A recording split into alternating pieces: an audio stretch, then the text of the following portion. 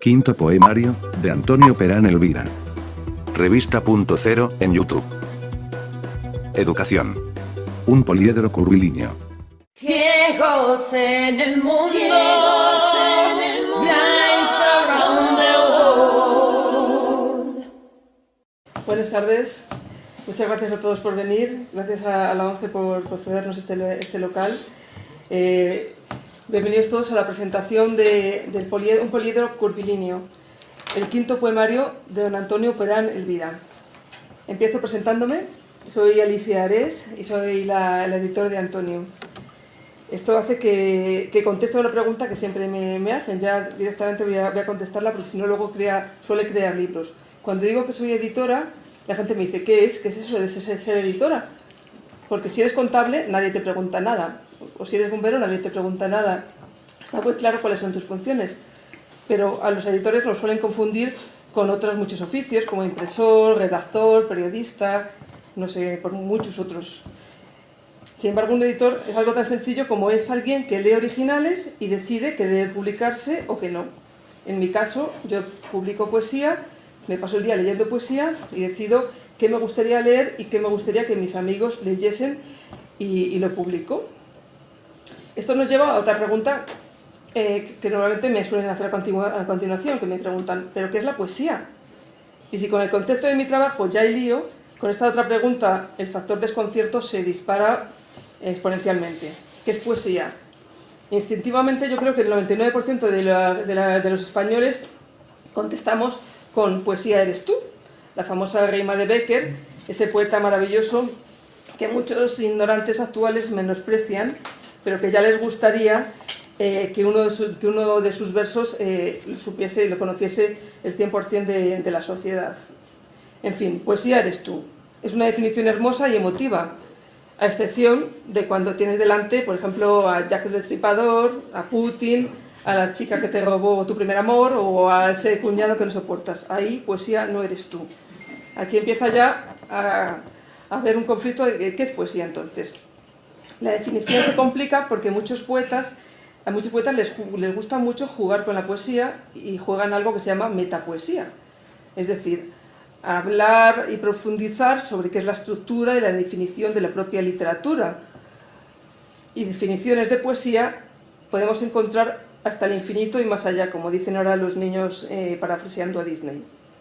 Hay miles y miles de definiciones que van desde el precepto de composición literaria, que se concibe como expresión artística de la belleza por medio de la palabra, en especial aquella que está sujeta a la medida y la cadencia del verso. Es decir, una teoría muy académica. O luego tenemos la archiconocida de Gabriel Celaya, de la poesía, es un arma cargada de futuro, que más que una definición parece un poema en sí. Yo he encontrado miles, a mí me gusta mucho teclear definición de poesía y cada vez me encuentro cosas más disparatadas o más acertadas. Hay unas que quedan muy bien, por ejemplo, queda muy bien con la boca abierta, pero luego la cosa la complica. La poesía consiste en ensanchar el yo hasta que se convierte en un nosotros, que a veces parece pues, una definición de autoayuda más que de poesía. Hay una de Vicente Huidobro que suena a manual para novatos de física cuántica. Fíjense. Un poema es una cosa que será. Un poema es una cosa que nunca es, pero que debería ser. Un poema es una cosa que nunca ha sido, que nunca podrá ser. O la de Marianne Moore, que es ideal para esa insigne cantidad de personas que cuando les dices que te gusta la poesía contestan rápidamente. Yo es que poesía no leo porque no lo entiendo. Esta definición es, a mí la poesía también me disgusta. Sin embargo, al leerla con absoluto desprecio, uno descubre en ella, después de todo, un lugar para lo auténtico.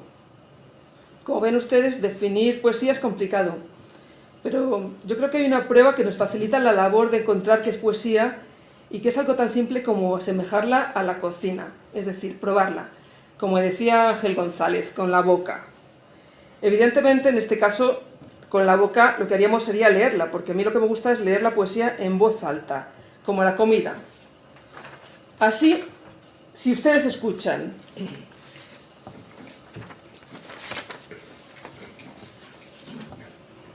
Es como que respiro cuando te tengo cerca. como que mis pulmones se enterasen contigo de que les cabe el alma cuando de ti se trata, de que les asistiese la dimensión sin límites. Es como que el oxígeno llegase del bosque e implantase en mi pecho la medida del cosmos. Cómo me place entonces ofrecerte el espacio y que de ti se impregne. Cómo me satisface dedicarte los vientos para que te difundan y no te cuenten nunca por los años que pasen. Ahí sí, ¿verdad? Ahí notan inmediatamente ustedes qué es poesía y qué no es poesía. Y sin duda, estos versos que hemos leído, que son del libro que presentamos hoy, Un poliedro curvilíneo, de Antonio, es poesía. Queda clarísimo. Quiero destacar que este libro además viene con un audiolibro maravilloso, con la voz de Fabio Andrés Arciniegas. También cuenta con dos prólogos y una faja de Manuel Ferrero López y Antonino Nieto, también con la colaboración de Enrique Gracia Trinidad y además también con Toti Martínez de Leza. Todos estos han contribuido a dar más prestancia a la poesía de Antonio, que yo creo que es uno de los poetas actuales que más trabajan su obra y para mí más fundamentales. Para mí Antonio Perán Elvida se ha convertido en un poeta imprescindible, fundamental y uno de los más insignes que hay actualmente. Este libro que presentamos hoy son 20 capítulos con una introducción y un final, en donde Antonio ha hecho un cambio en su forma de trabajar, ya que no se ha ceñido como otras veces a una métrica precisa, sino que también ha usado mucho el verso blanco y el libre. Pero él es un experto de la rima y del metro. Él ya directamente en la introducción de este poemario tiene un verso que dice: yo solo tengo límites y todo lo resumo contándolo, incluso el infinito. A mí este verso me ha recordado a cuando veía a mi padre o cuando veo a otros poetas que cuentan versos, que cuentan con la mano, están todo el tiempo contando. A mí me gustan esos poetas que saben contar, que saben la métrica. Y aunque en este caso él ha usado mucho verso blanco y libre, como os decía, también ha hecho virguerías. A lo largo del libro, por ejemplo, en cada capítulo ha metido un soneto especial que tiene 2 rimas. En todos los capítulos aparece este soneto especial.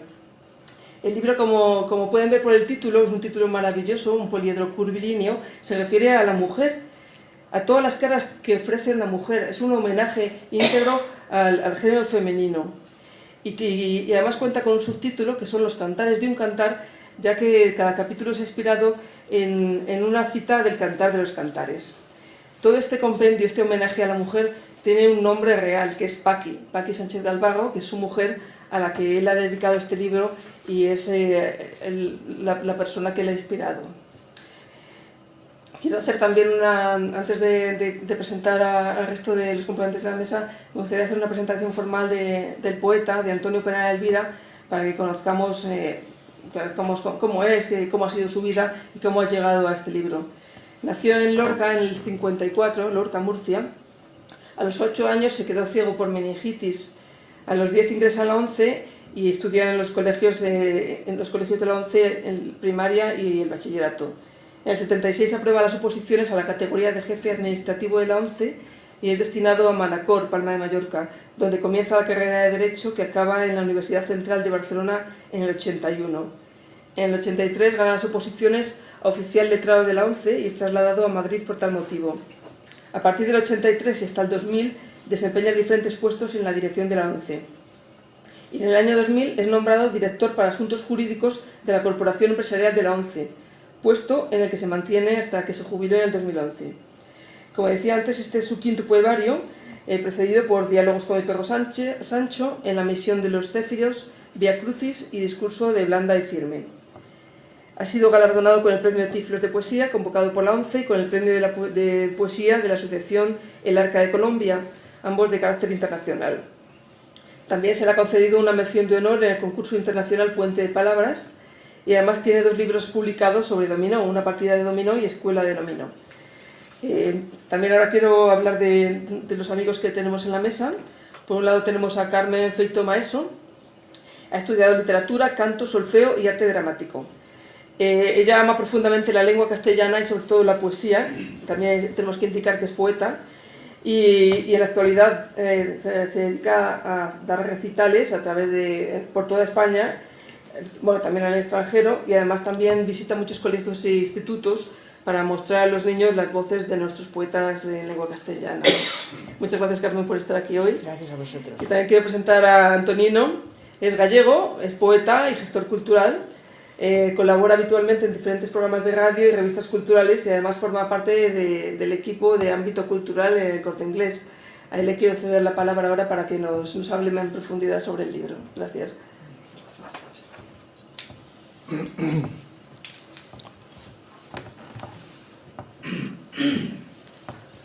Me empapo, me sumerjo, me chupo en él frente contra el corazón del abismo. El amor, ella, yo, frutos y aprendizajes al calor del incombustible renacer de la singular respiración que nos da nombre, a todos y a cada uno, en el obediente y limitado techo de la inteligencia, sí, de la baba que nos prescribe vivos, siempre vivos y en reedición permanente.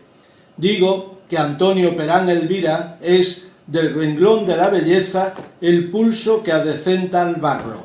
Dibuja a Dios, al amor, a lo que aún sin ley es la fuerza que impulsa lo nacido, al vientre del misterio. Buenas tardes a todos los nacidos, a los hoy invisibles y a los que aquí estamos. Debo decir que la fuerza de las acciones que uno realiza reside muy a menudo en su capacidad para los agradecimientos. Gracias a Antonio Perán Elvira por hacer de la belleza cómplice en este desatrancar el día a día del cuento que nos ha tocado masticar. Gracias a la editorial Cuadernos del Laberinto y a su editora Alicia Ares por vestir los sueños y hacer de la realidad pozo imperecedero. Una fiesta inconmensurable este compartir mesa y mantel con enormes vivificadores de lo que en la creación sustancia a los nacidos. Hablo de Paqui, que está, aunque no se la vea, pero está, de Carmen Feito y de la ONCE y todo su equipo. Gracias también a mi hija, la Gusi, a mis nietos Nico y Carlota, a Quique, suyo el corazón que me late vivo. Del no lugar sin límites esta sed. Gracias, amor. Solo tú sabes tu nombre. Lo gritas, Marta. Gracias a todos los que aquí estáis. Los aún no nombrados formáis parte del entero caudal de los sueños vírgenes. Con vosotros, con nosotros, la nada pesa menos y la alegría y el mejor hacer, como el bíblico maná, de vuestra y nuestra mano, más nuestra, más duradera, más única.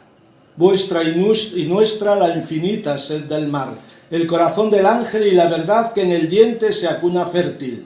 ¡Viva la madre que os parió! A todos y a cada uno. A la de tres, grite cada uno el nombre de su madre.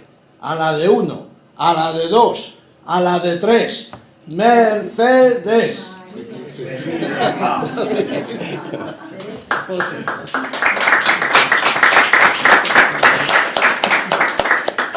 Digo, un poliedro curvilíneo, los cantares de un cantor, poemario, registro, ser fertilizador en el andamiaje de la voraz eternidad que nos escribe y describe tinta, célula, peso del salón de la memoria en el océano del aquí y el ahora.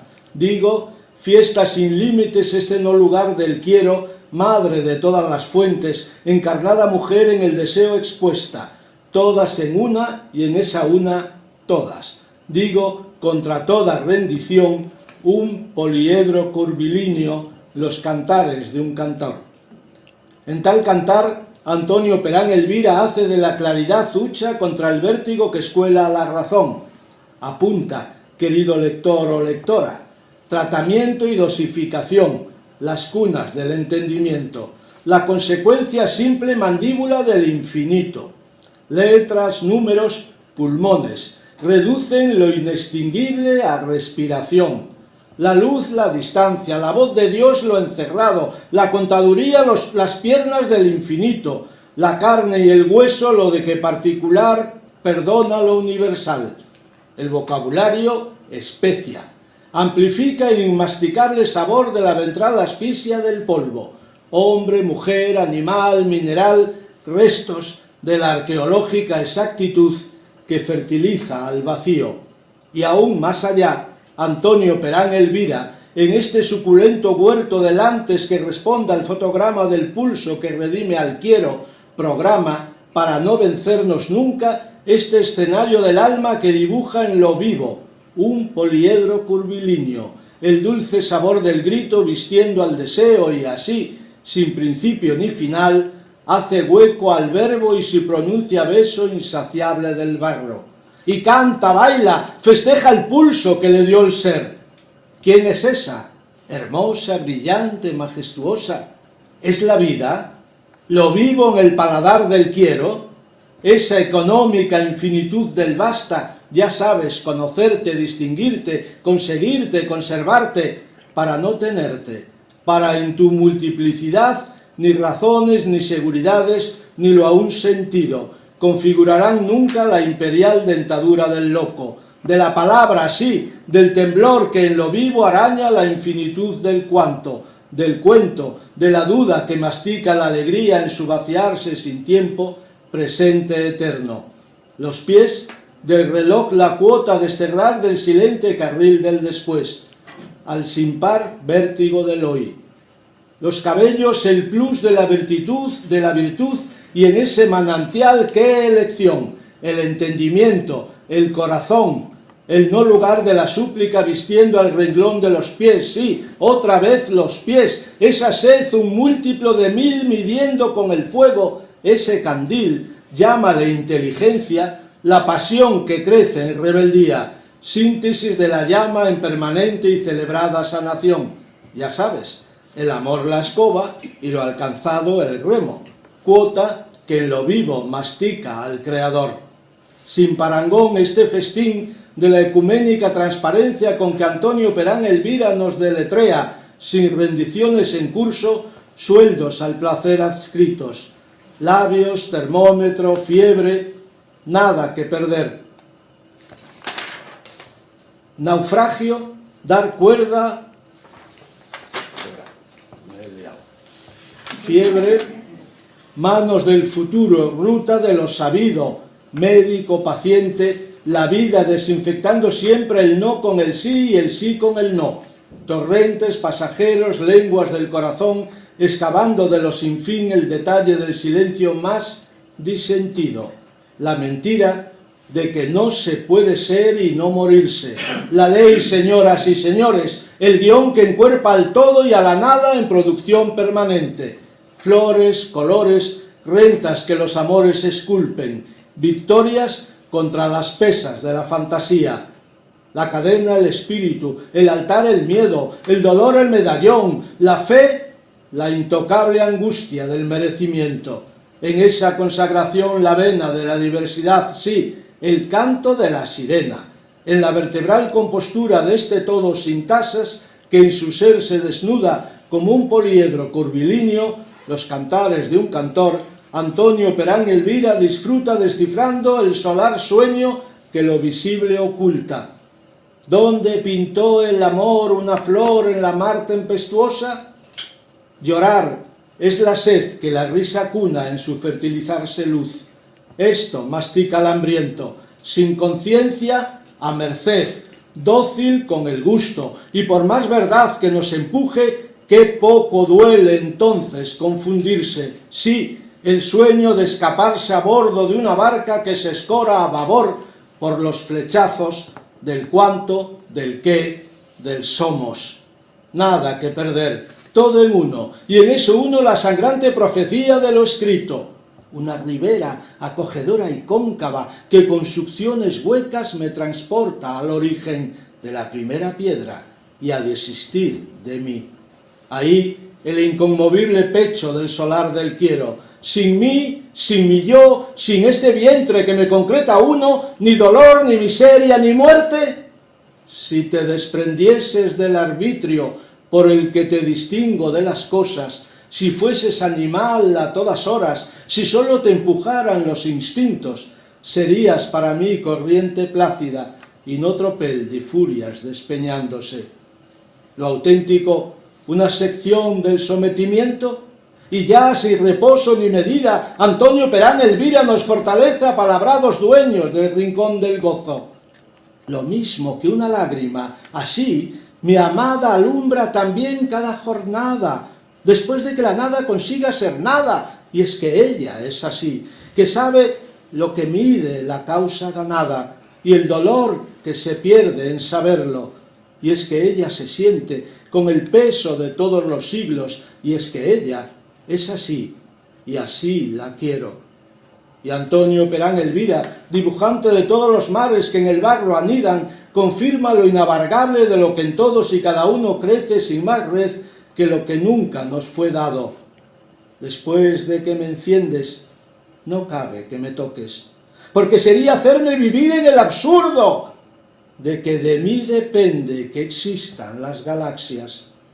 Tú, la medalla del cosmos, tú, el oxígeno, la dimensión sin límites, tú, el alma, el placer, el mar, el viento, el éxtasis, tú, la caricia máxima, esa frente que protege al grito contra toda interferencia y, feliz, se aloja incrédula en esa postal sin dueño. La apodan destino. Es el cerebrado aplauso de la eventual nomenclatura del quiero y sus ojazos. Ahí, en ti, germina tu ser en mí. Bailamos, nos conjugamos aplauso, festiva creación del no número y la no letra. Naufragio, dar cuerda al tiempo. Voluntariosa, escribe tu propia historia. Veloz, detrás de ti, lo sabes, por destacar sus huellas sustantivas, todo es suelo, y no es la soledad lo que motiva. Sí, sí, sí, el disfrute, la condición del barro en su desnudarse abrigo. Por levantar mis ánimos, contigo tengo lo que más anhelo, pero si fueses tú la disyuntiva, prefiero verte en otro combativa, a que conmigo te hundas en el hielo. Y es que tus manos, estando oyendo, tienen la piel exacta de mi universo. Mirar es percibirnos en los demás, pero también es irse si el miedo no nos deja ser. Por eso, por temer a la serpiente, valoro sobre todo tu entereza, al enfrentarla hurtando su cabeza y a sus polluelos luego de su diente. La serpiente, el peso de tu entereza, el mar de barro que sostiene a los besos, a los pasos que te enumeran tuya, esto es, traspasado el umbral, triunfante víctima sin origen ni principio, en el pedestal del horizonte, ¿vale todo? ¿Sin más ley? ¿Toda la carne en esa confluencia? Yo quiero ser la flor, para que luzcas más. Yo quiero, como ves, ser lo que no soy. Yo quiero ser la flor, pero si tú te vas, ¿me quedará raíz de lo que crezca amor? Si nacen pensamientos a tu paso, ¿por qué será? ¿Tendrá algo que ver en el milagro? Puedes ser como quieras, pero soñando, si renuncias al sueño, te estás negando. A disposición y con la mesa puesta, así de antorcha en antorcha se desnuda el amor, casi desconociéndome y desenterrando cuentas, voces, muertos, con nombre y acunándome duda en los estertores de la luz, al borde del precipicio, aquejado por el vértigo de caer sobre uno mismo. ¿Me rechazo en ti? ¿Tú, mi cómplice? La palabra, esa sed que nos pronuncia y mastica otro cuento insomne, ni amanecer ni noche perpetua, disputas del tiempo en su pletórica fábrica, la vida futura, la ternura de integrarse en el todo, convirtiendo las veces en ocasiones de gozo y el roce en huidas de la sepultura. El amor, sí, el amor, la mujer, el verso de la indescifrible necesidad a bocado limpio, en ella las 1000 dimensiones que todo lo contienen. Así te quiero yo, reza Antonio Perán Elvira, reconocible por ser tan solo tú, sin más aporte, para la risa, besos infinitos, tu sonrisa, mi dueña. Para la fértil carcajada de la desmemoria, proclama Antonio Perán Elvira, un tablero de alegría, las armas automáticas de las que dan la vida, multiplicándose y al ritmo de sus ráfagas. Así mastica Antonio Perán Elvira la necesidad, el pasado de la semilla. Lo tuyo es reportarte, lo mío descubrirte. Al despedirte te quedas en las cosas. Yo miro de frente, tú hacia atrás. Yo me confundo con lo prudente. Tú siempre estás ahí, con lo inmediato, y siempre llegas antes con todo. Recorremos el mismo puente. Yo midiendo las distancias al otro lado. Tú atenta al paisaje de tu rebaño, pero los dos en marcha. Mujer universal, perdóname por elegir de ti lo singular. Parece que lo mío se resume en resumirte. Poemario sin techo, poeta sin rejas, luz que el universo abraza, dos en uno, Antonio Perán Elvira y un poliedro curvilíneo, los cantares de un cantor. Celébrate en ellos tú que esto lees o masticas, pues tuyo es el manjar y la ofrenda que te empresa vivo, sin más rentas, y así, para no perdernos y no encontrarnos ausentes, a disfrutar tú, yo, todos, a masticar lo indescifrable del cuento, que estamos vivos, señoras y señores, ¡vivos! Mastique cada uno su propio nombre, a la de una, a la de dos, a la de tres, ¡Antonino! Buenas tardes a todos los nacidos, a los hoy invisibles y a los que aquí están.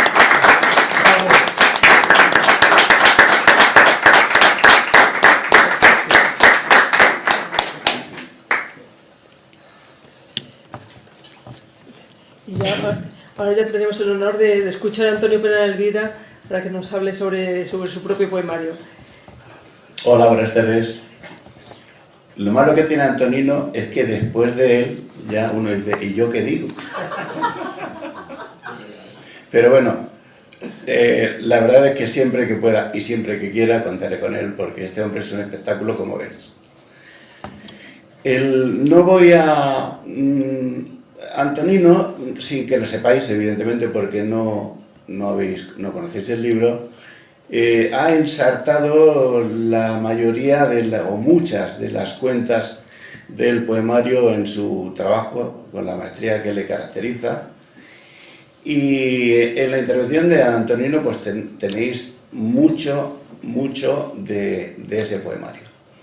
Vamos a decir algunas, simplemente orientaros en torno a él. Lo primero que querría hacer, porque si no se conoce, es una pregunta que todo el mundo se hace. Bueno, ¿y este título?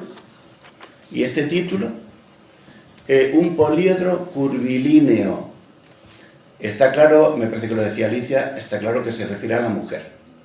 Cuando leáis el poemario, os daréis cuenta de que el poemario está dirigido, no dedicado, sino el poemario habla con lo que llama mujer universal.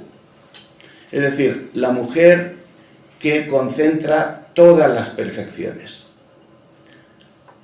De todas esas perfecciones, o de esas todas perfecciones, el poemario habla de 18, solo de 18. Y por eso le pide perdón a la mujer universal. Y dice incluso que le pide perdón de que la haya tratado pues como una finca rústica, que la haya segregado, que tal. Pero bueno, lo nuestro es la limitación, ¿no? Y no se puede decir todo lo de la mujer universal.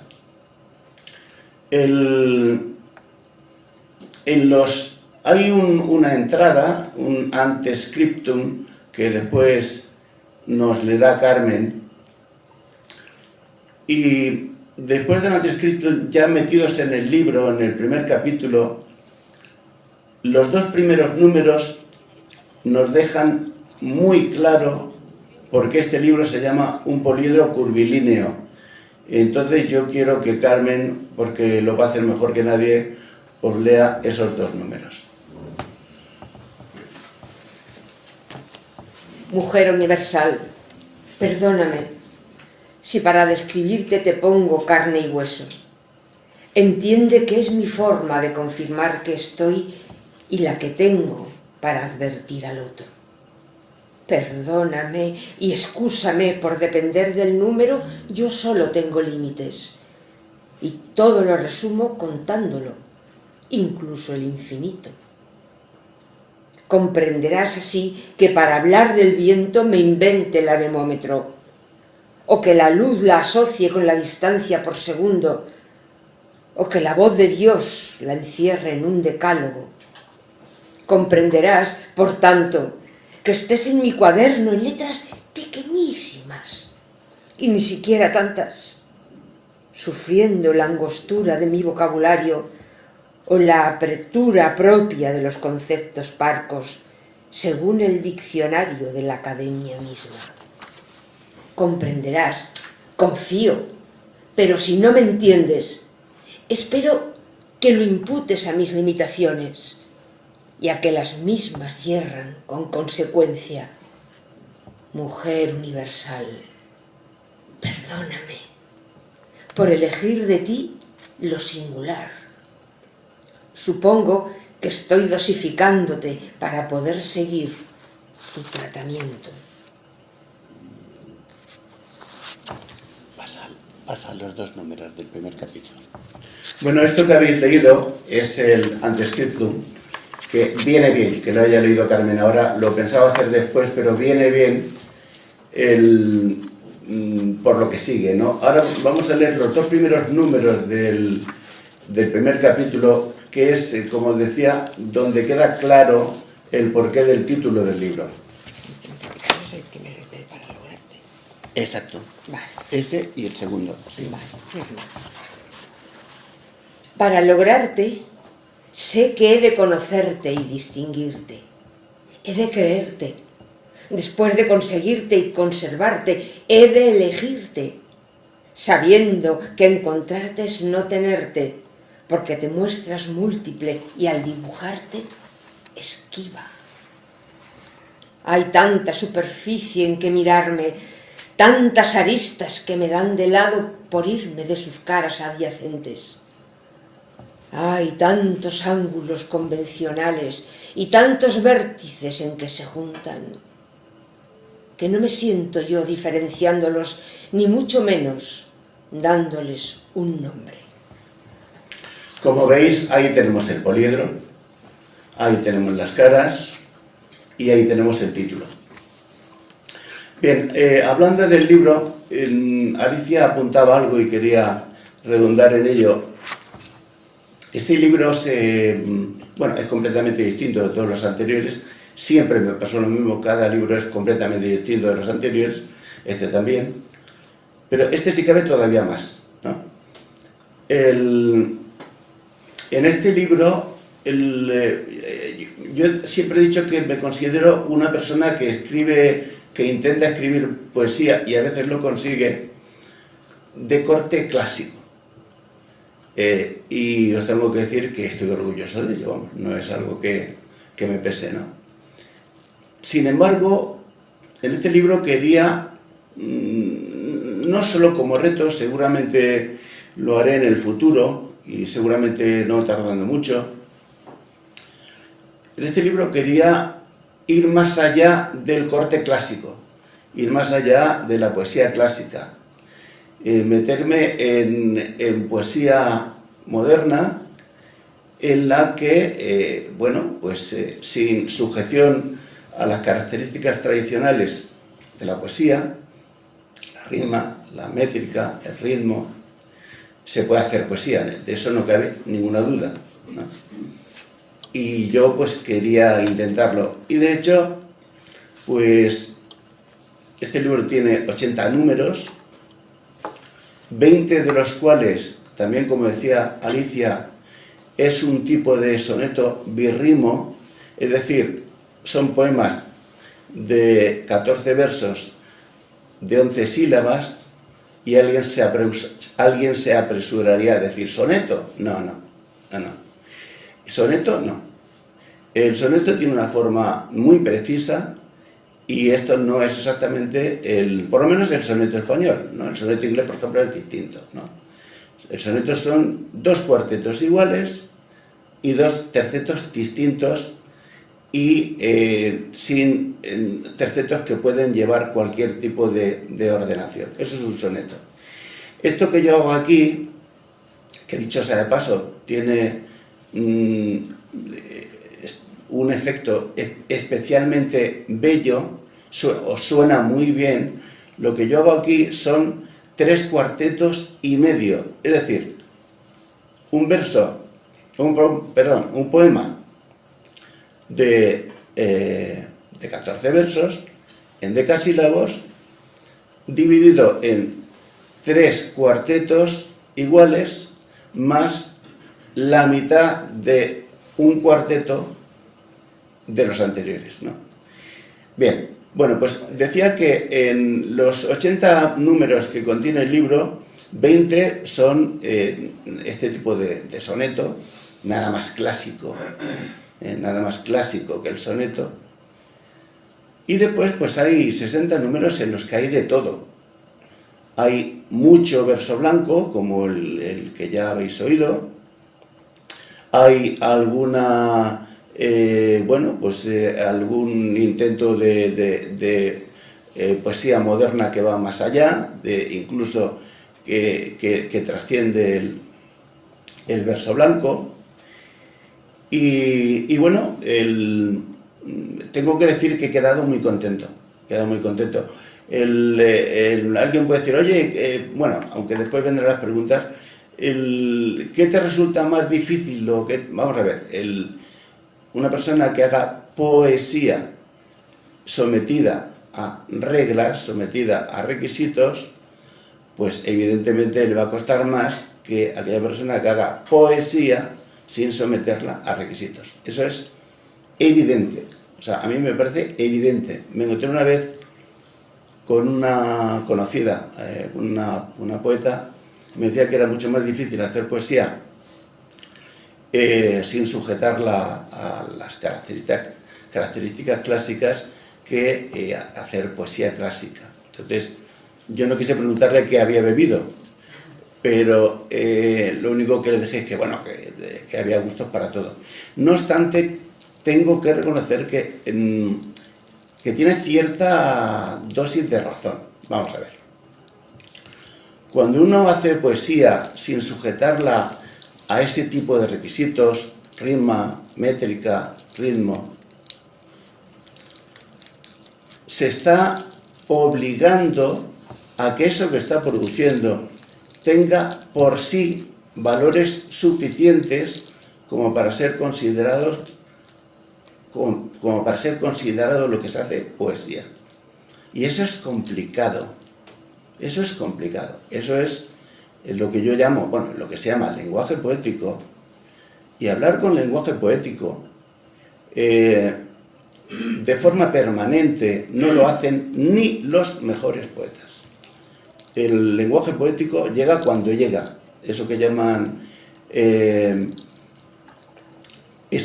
musa, ¿no? Eso que llaman inspiración, eso que tal. El lenguaje poético llega cuando llega. Y es complicado forzarle. Si trabajamos sin requisitos, nos obligamos a que lo que estamos produciendo tenga lenguaje poético. Y evidentemente, pues eso nos puede costar más tiempo que si lo revestimos de requisitos, lo adornamos y lo enmascaramos. Mucha poesía clásica es buena porque suena muy bien, porque está muy bien hecha y, ojo, porque dice cosas bien dichas, pero habría que dudar de su dosis poética, en muchas de ellas. Lo que pasa es que la forma no nos deja ver el fondo. Cuando eso se va, ahí la persona que escribe, ahí se encuentra sola ante el toro, y ahí, amigo mío, o es capaz de generar lenguaje poético, o mejor que lo deje y que se dedique a otra cosa, por lo menos en ese momento. Os voy a poner un ejemplo que siempre, bueno, que pongo a veces. Esto de los requisitos clásicos y los no requisitos clásicos, ¿esto qué es? Pues para que lo entendáis, se puede poner el ejemplo de la ropa, del acicalamiento, se puede poner el ejemplo del maquillaje, y se entiende perfectamente. Yo voy a poner otro ejemplo. Imaginaros que se acaba de cortar un árbol y que se quiere hacer de él una madera noble, preciosa a los sentidos, a la vista y al tacto. Esa madera se tiene que cortar, se tiene que pulir, se tiene que lijar, se tiene que barnizar, se tiene que pintar, se tiene que lacar, y al final eso es un espectáculo. Aunque a más de uno no le guste, eso es poesía clásica. Si queremos prescindir del barnizar, del lacar, de todo lo que he dicho, del cortar, del lijar, nos tenemos que encontrar con una madera de tales características que solo por esas características y solo por la belleza que por sí aporta, valga la pena. Eso es poesía sin requisitos clásicos. Y yo no sé si me quedaba alguna cosa más. Como va a haber preguntas, pues yo casi prefiero pasarle el testigo a Carmen después de Antonino, con la que sin duda más vais a disfrutar.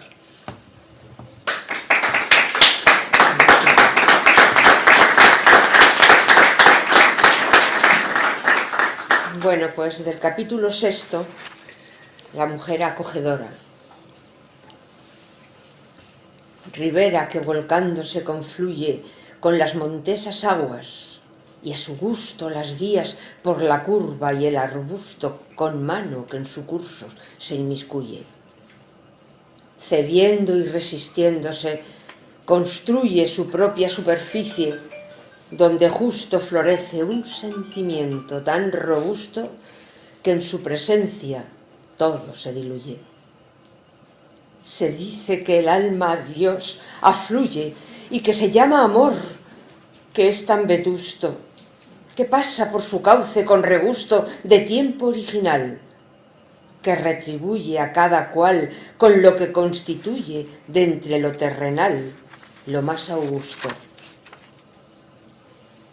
Una ribera cóncava en la que quepa yo, y si acaso mis partes capitales, acogedora y cóncava, desde la que los picos ciñan el horizonte con cinturón de Hipólita.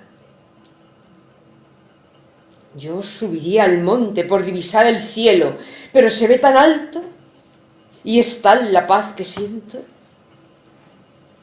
Yo subiría al monte, mas en verdad me quedo con su observancia solo, porque en el valle tengo lo que en el monte fuera una ilusión de lejos. Una ribera cóncava en la que quepa yo, y si acaso mis formas anatómicas, acogedora y cóncava, de contracción convexa, que me desnuda al cabo de mi camisa nueva y me desliza al fondo de la razón opuesta. Acogedora y cóncava, que con succiones huecas me transporta al origen de la primera piedra y a desistir de mí. El capítulo 8, la mujer ordenada.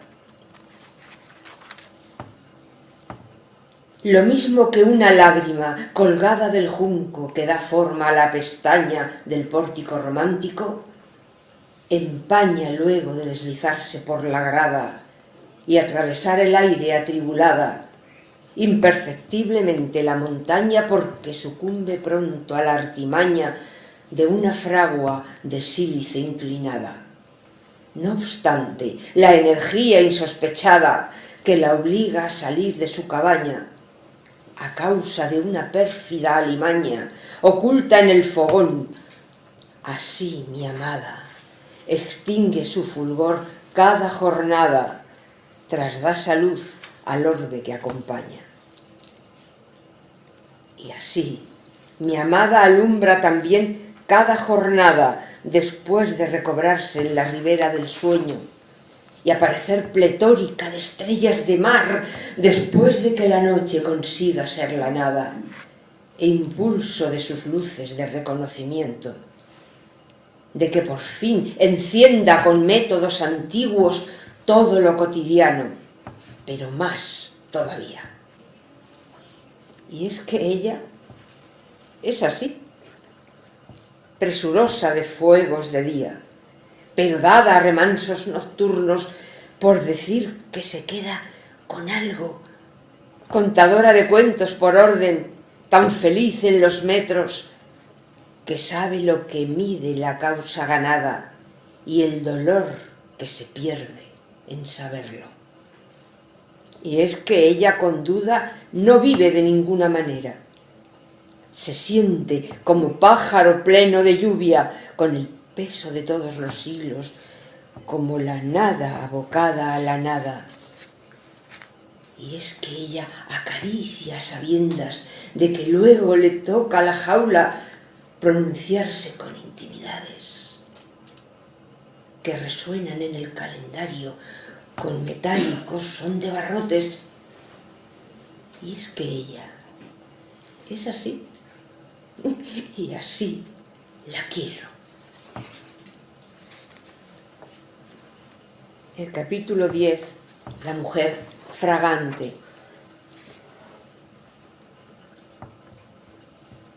Es como que respiro cuando te tengo cerca, como que mis pulmones se enterasen contigo de que les cabe el alma cuando de ti se trata, de que les asistiese la dimensión sin límites. Es como que el oxígeno llegase del bosque a implantarse en mi pecho la medida del cosmos. Cómo me place entonces ofrecerte el espacio y que de ti se impregne.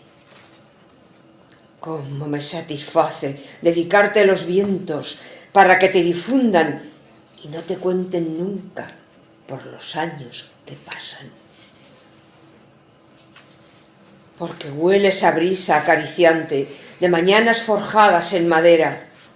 Un día me enrolé en tu cabellera, llevado de la urgencia del amante. Al punto me creí ser un gigante capaz de producir la primavera con verdes apretados de pradera y el brillo luminoso del diamante.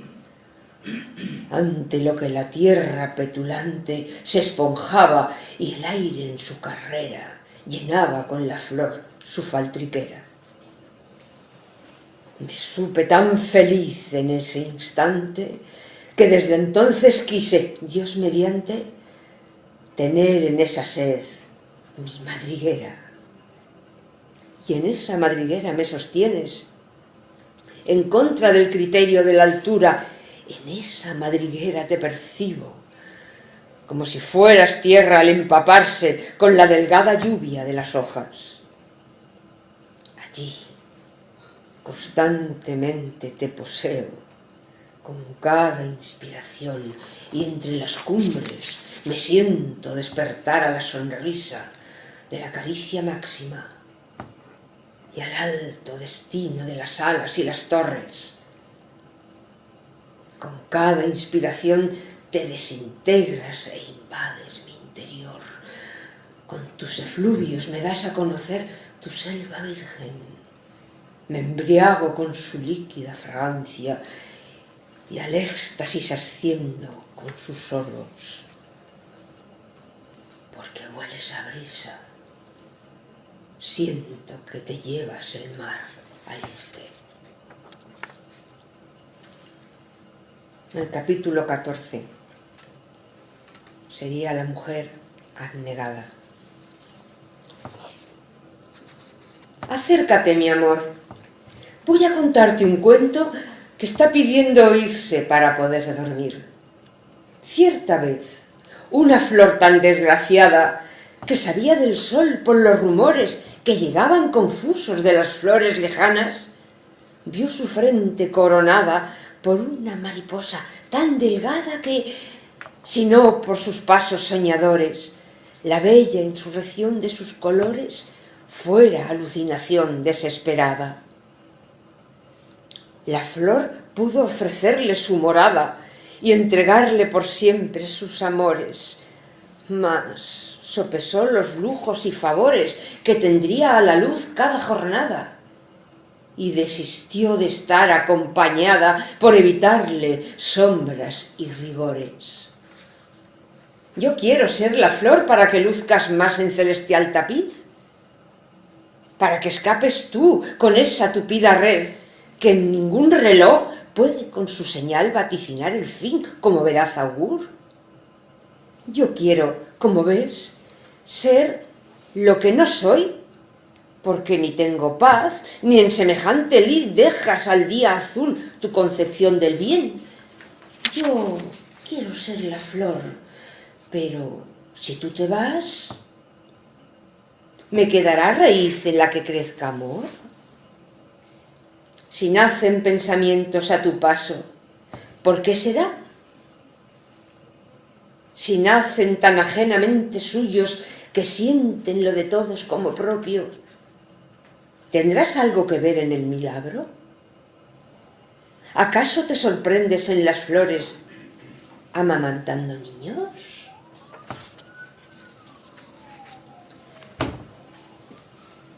Luego nos iríamos al número 18, la mujer sencilla.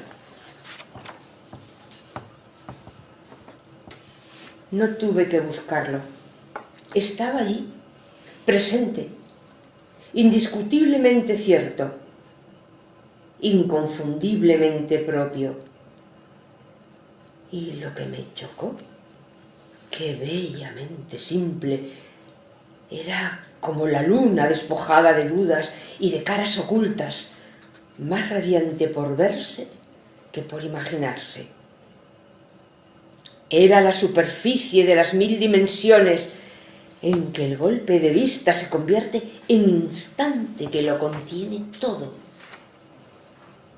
Te muestras tan auténtica y creíble que pasas por las cosas con el porte de quien conoce en dónde está su norte y al mismo tiempo se dirige inconfundible. Te sientes tan en paz con lo posible que evitas lo que luego te transporte de orden natural y te comporte salirte de su regla ineludible. Es cierto que pareces predecible, pero me da que nada nos importe. Así se mueve el sol y entre su corte resulta movimiento imprescindible. Y así te quiero yo, reconocible por ser tan solo tú, sin más aporte. Si son entrevesadas, será por el envés y poco más. ¿Has visto qué sencillas son las hojas?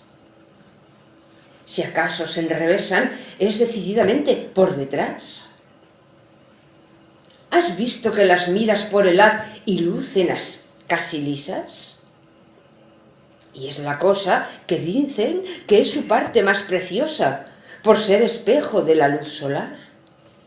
A mí me da que son a la mitad sencillas y felices, y no por el envés, sino porque reflejan la verdad. No tuve que buscarlo. Estaba ahí, contigo, tan evidente siendo como manifestándose y encima tan sencillo. Bueno, ya vamos a ir casi terminando. El 19, el capítulo 19, que es la mujer risueña. O cascabel o lámpara, según resulte, y en ambos casos múltiples en luz o timbre, y tan distintas antes de ser incluso por sus intensidades. O sonreír o lámpara, o cascabel o risa, o iluminar espíritus con la sonrisa blanca, o replicar al borde de las divinas arpas. Para la risa, manzanas convulsionándose, pero delicadamente, como minúsculos hipos de serafines en celestes ráfagas de besos íntimos. Cuando sonríes, te eriges en dueña de mi esperanza, por ese trasiego de fuego y luz, al que inédito llego con mi inocencia de paz hogareña. Esa fogata, primero pequeña, entre tupidas cortinas despliego, y un estallido de púrpura, luego por la tardía afección de la leña. Ese fulgor que en el alba se empeña en implantar su señal con sosiego, y un abanico que pliego y despliego para que muestre su faz halagüeña a quien enciende sus labios y sueña con trascender los umbrales del ego. Para la carcajada, un tableteo rápido de boca a medias, de las que piden besos discretamente, en exteriorizarse como desarrollándose de alrededor del aire y articulándolo con sus escasas mágicas, pero sin impregnarlo, salvo con alegría. Para la carcajada, las armas automáticas de las que dan la vida multiplicándose y al ritmo de sus ráfagas. Bueno, pues llegamos. Ya al final, ¿no? Sí, ya voy al final. Llegamos al final de esta mujer, mujer universal. Perdóname por elegir de ti lo singular. Parece que lo mío se resume en resumirte. Tú me dirás que es una caricatura de tu policromía, pero recuerda que yo me rijo por los colores básicos, mientras que tú los multiplicas con tu calidoscopio. Perdóname y excúsame, porque en lo singular pretenda comprenderte. Si aún así padezco las aproximaciones, imagínate huésped de los espacios infinitos, donde insistir en todo es alcanzar la nada. Lo fácil que sería compararte con el mar y no delimitarte, partirte y segregarte del modo que se suelen registrar las fincas rústicas. Mujer universal, perdóname por elegir de ti lo singular. Posiblemente seas ideal, pero si lo noté, seguramente está donde se esconde el subconsciente.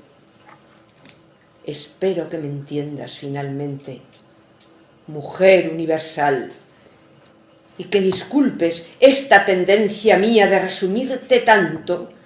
Es la necesidad que tengo de mirar de frente.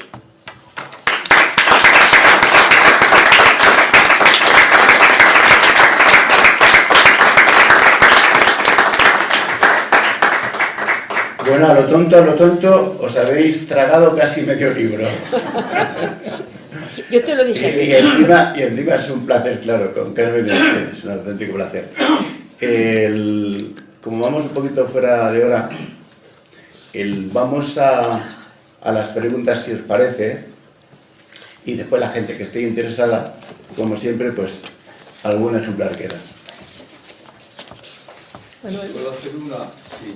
Bueno, primero felicitar a los cuatro porque la presentación es magnífica.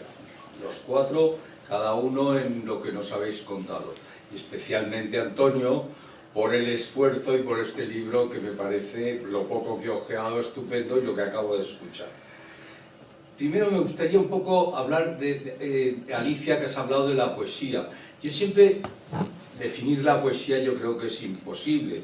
De hecho hay tantas definiciones y cada uno pues le gustan más unas que otras. Yo siempre tengo la impresión, no sé tú Antonio, que eres el poeta, bueno todos vosotros, es que como que el lector descubre en sí mismo, leyendo poesía, algo que lleva dentro y que no sabe que lo tiene. Esa sensación que se produce en general en casi todas las obras de arte, pero especialmente en la poesía.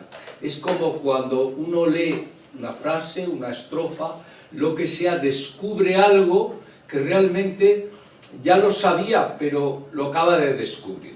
Esa es una primera consideración.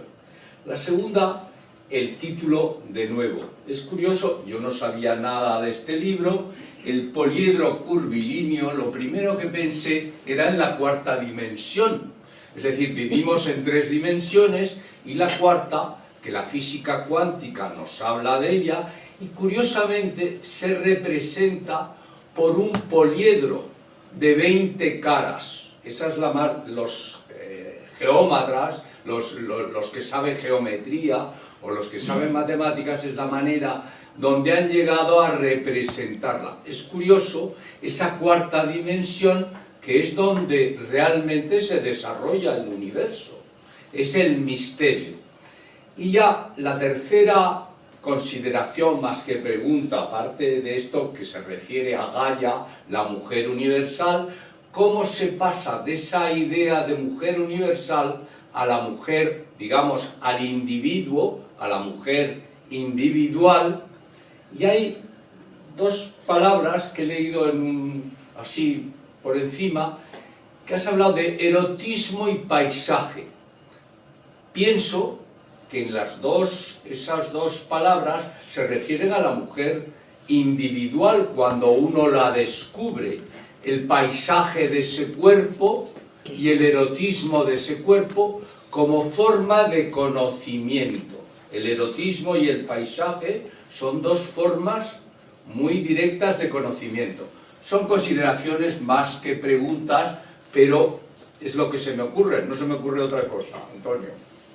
Pues nada, hombre, muy buena ocurrencia. Yo, por contestar a lo último, el libro, como descubriréis, tiene en muchos capítulos, en varios capítulos, tiene una alta carga de erotismo. Erotismo entendido en sentido poético, que lógicamente en sentido poético no puede ser grosero, pero sí, tiene una alta carga de erotismo. En cuanto a la de la mujer individual, sin ninguna duda, o sea, vamos a ver, el libro ya empieza diciendo, mujer universal, perdóname que te singularice, es decir, que te haga mujer de carne y hueso, que además lo dice, que te haga mujer de carne y hueso. Entonces, a partir de ese momento, lo que se hace es describir a la mujer terrenal, destacando pues 18, porque el primero es se llama consideraciones previas y el segundo es la mujer que prefiero, en realidad son 18 características, se destacan 18 características de la mujer. Después de que leáis el libro, pues podéis decir, oye, pues yo conozco alguna que no tiene ninguna de estas 18 características, pobrecita, es posible.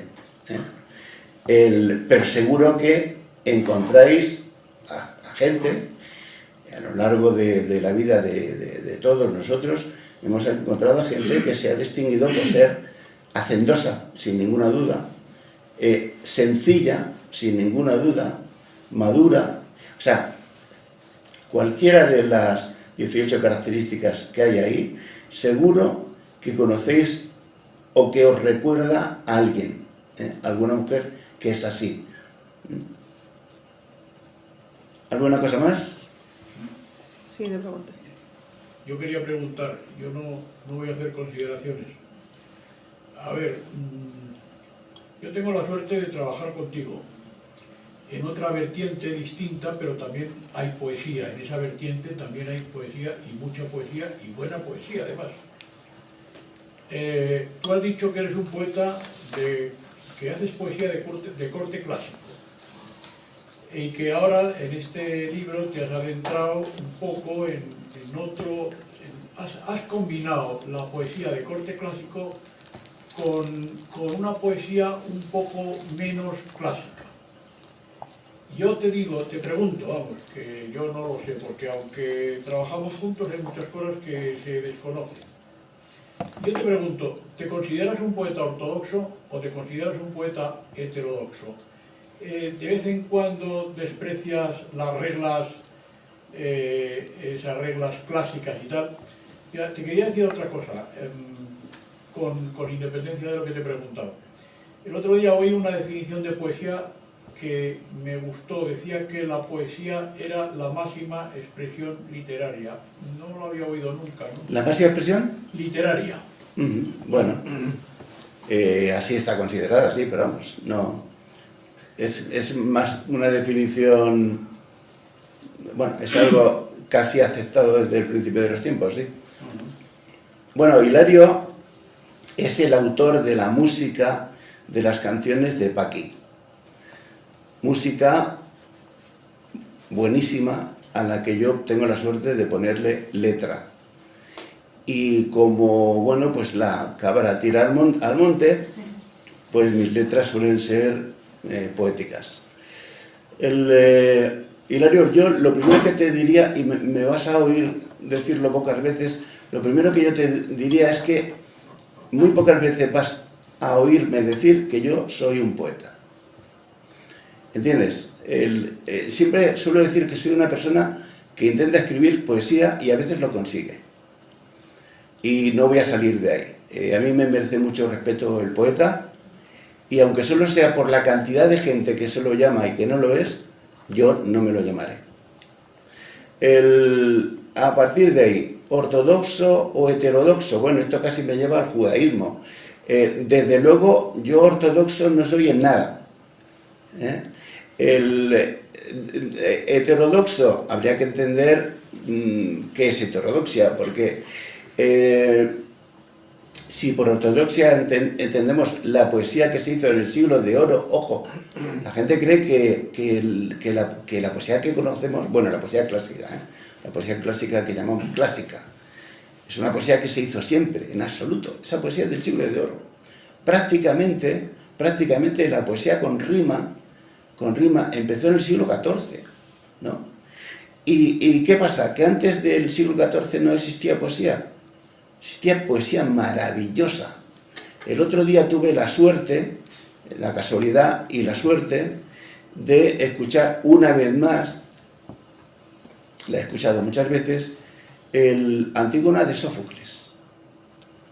Y yo quedaba alucinado, asombrado, estupefacto, diciéndome, esto se hizo hace 2500 años. Esta poesía se hizo hace 2500 años, ¿no? Entonces, bueno, esa poesía, Sófocles, en la misma Ilíada tiene mucha poesía, la Odisea, menos, pero también. A lo largo de la historia se ha hecho mucha poesía, y esa poesía no ha estado sujeta, al único que ha estado sujeta ha sido a métrica, los famosos hexámetros, a métrica. Pero dudo que tuviera mucho ritmo, aunque según yo, sin ritmo no hay poesía. Y desde luego dudo, afirmo que no tenía rima de ningún tipo. La rima, repito, creo que empiezan a verse manifestaciones de rima a partir del siglo XIII. La poesía tiene su boom, como todas las manifestaciones literarias, en el llamado siglo de oro, que por si no lo sabéis fueron 2 siglos, no un siglo, desde 1500 con Garcilaso hasta 1780 y tantos con Pedro Calderón de la Barca, y en México con Sor Juana Inés de la Cruz, 2 siglos. En esos 2 siglos, a los que corresponde la poesía clásica y en el que se desarrolló toda la poesía, o sea, todo la panoplia estrófica es de esa época, pues quitando los romances, que esos son anteriores, prácticamente es de esa época, ¿no? Todas las consideraciones de métrica, de ritmo, es de esa época, ¿no? Al cabo del tiempo, las cosas siempre nunca son de hoy para mañana, ¿no? Al cabo del tiempo, pues todo eso se empezó a abandonar y hubo poetas que empezaron a decir, bueno, y yo, como decía Alicia antes, ¿no? Es muy buena frase. Bueno, ¿y yo por qué tengo que perder el tiempo en contar versos? Bueno, claro, entonces, y hablo de poetas con nombre, ¿no? Yo, ¿por qué tengo que perder el tiempo en contar versos o en buscar rimas, ¿no? Y entonces empezaron a llevar la prosa a la poesía, es decir, hacer poesía en prosa. Hay gente muy buena, que lo consigue, pero son muy pocos, ¿no?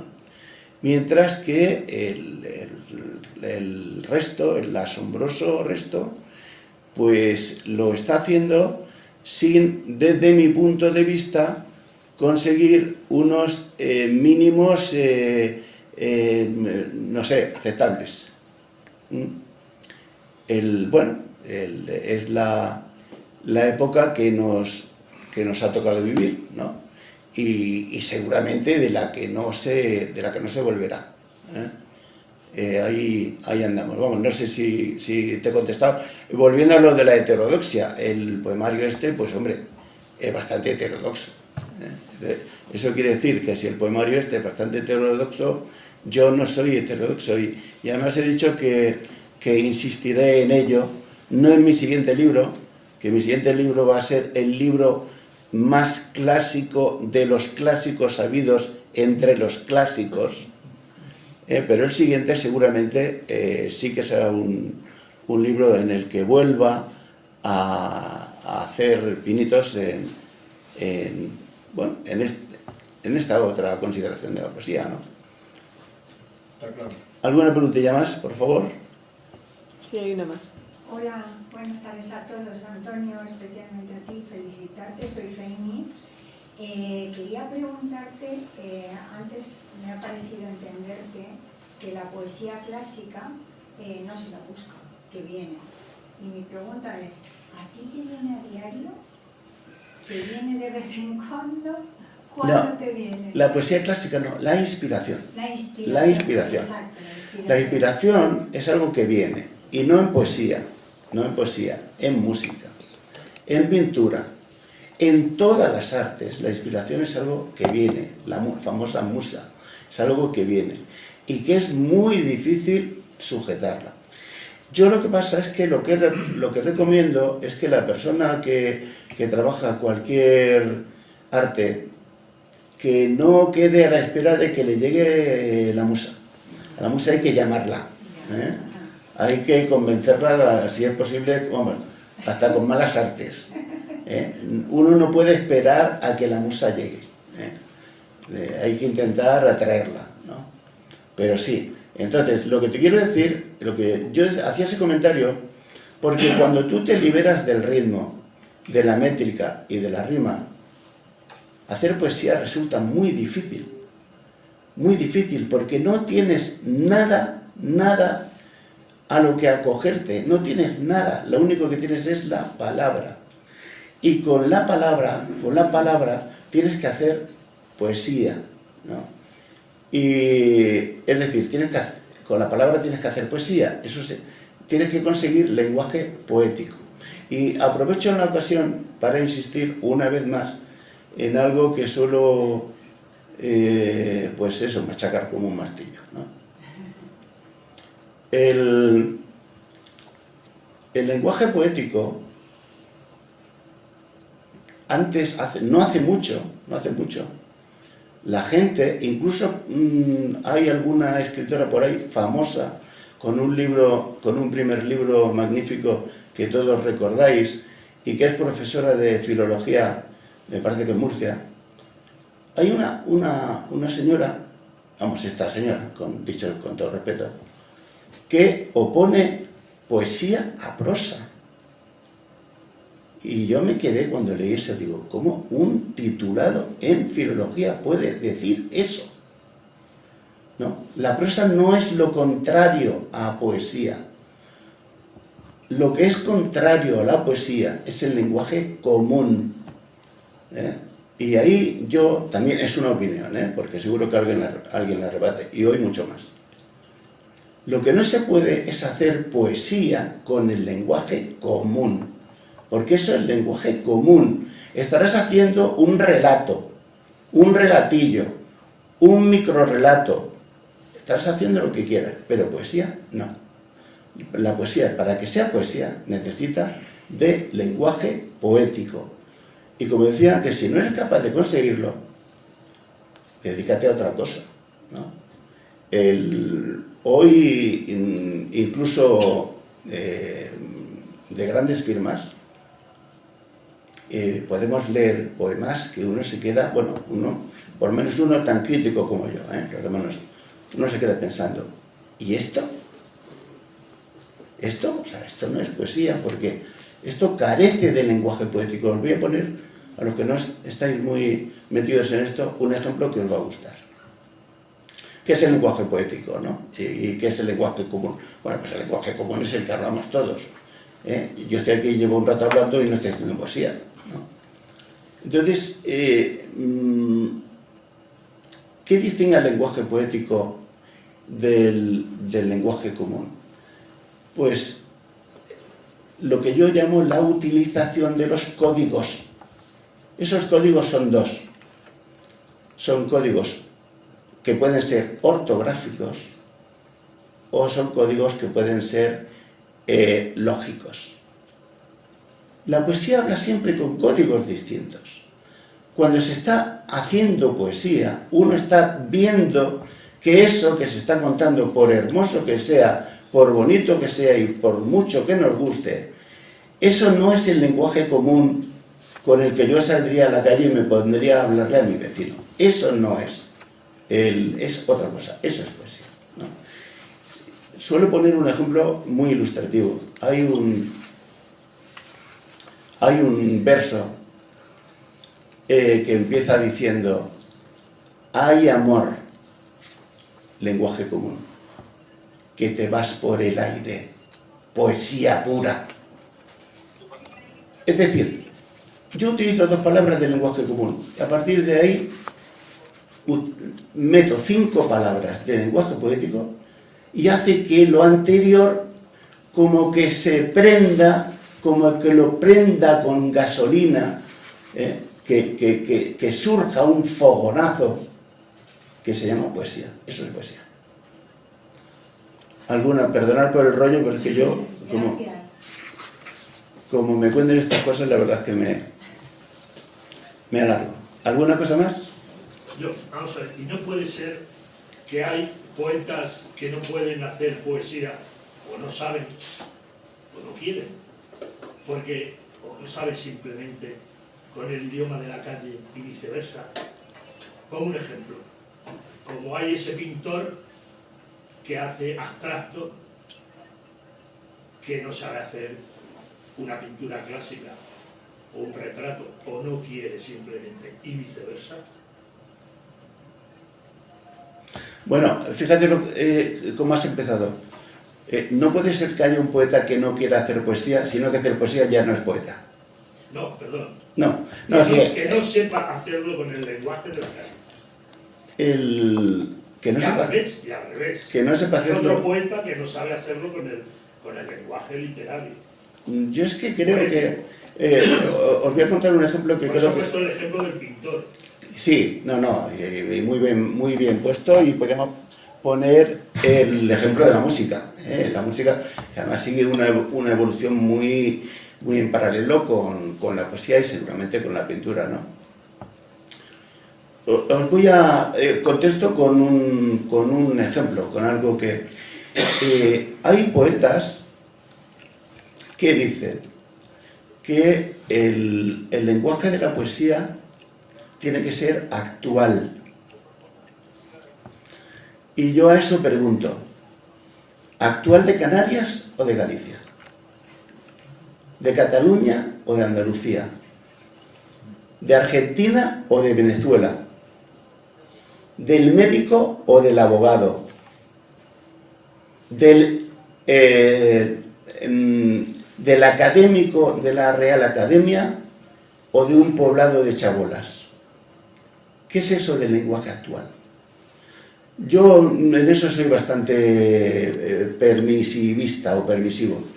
El diccionario tiene sus palabras y sus reglas, que son los que con los que tenemos que trabajar, y ahí pues cada uno que se la ventile como pueda, ¿no? No hay esto del lenguaje actual.